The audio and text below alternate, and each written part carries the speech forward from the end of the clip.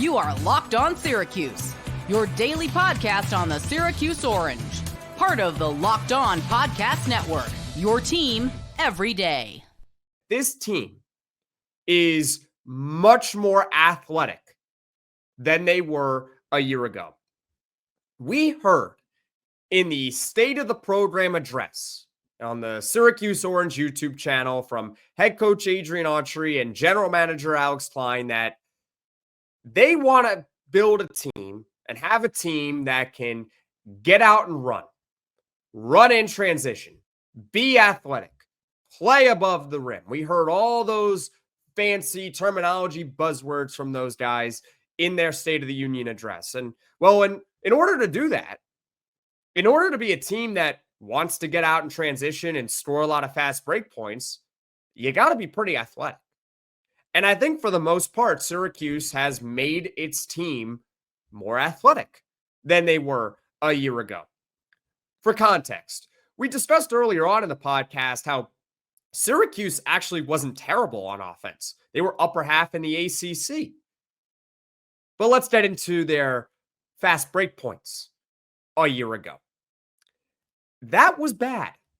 They averaged about 8.5 fast break points per game last season, and that was well outside the top 200 nationally. I believe the exact number, for those that are interested, was 243 in the country in fast break points. And let's be honest, Syracuse basketball did not have the personnel last year to be a team that could get out and run in the fast break.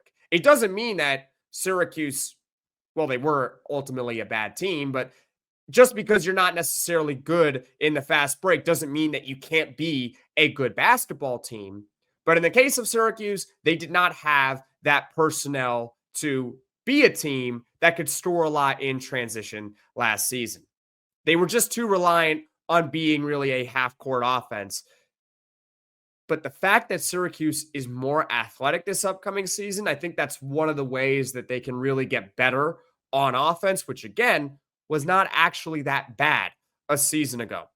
Looking at the starting lineup alone, it's not even close between the two teams a year ago as far as athleticism.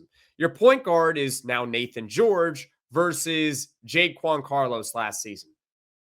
Yeah, with all due respect to Jaquan Carlos, Naithan George is just more athletic. He's just more athletic than him.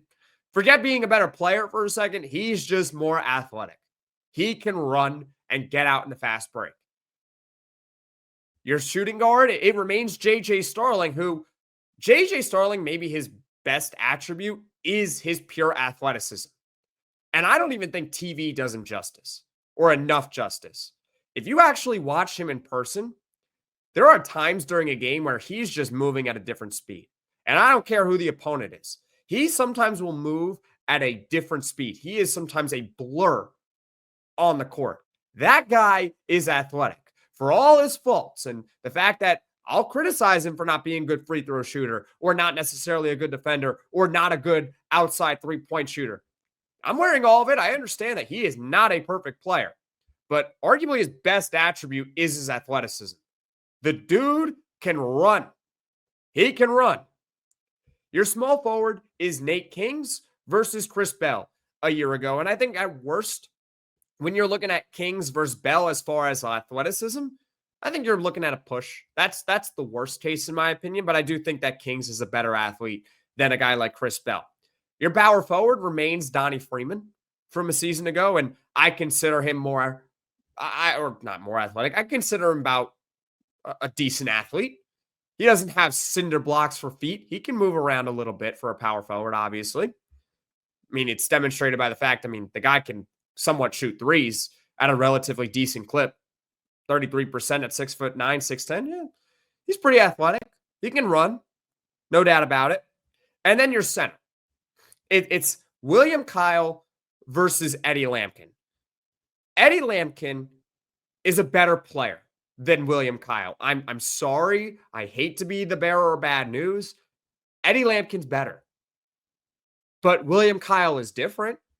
And one of the ways where William Kyle is better than Eddie Lampkin is his athleticism.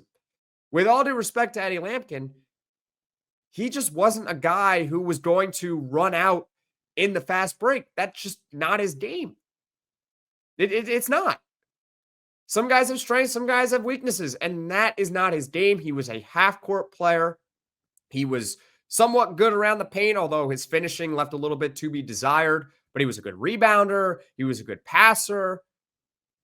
But as far as his ability to get out in transition, William Kyle is better than Eddie Lampkin in that regard.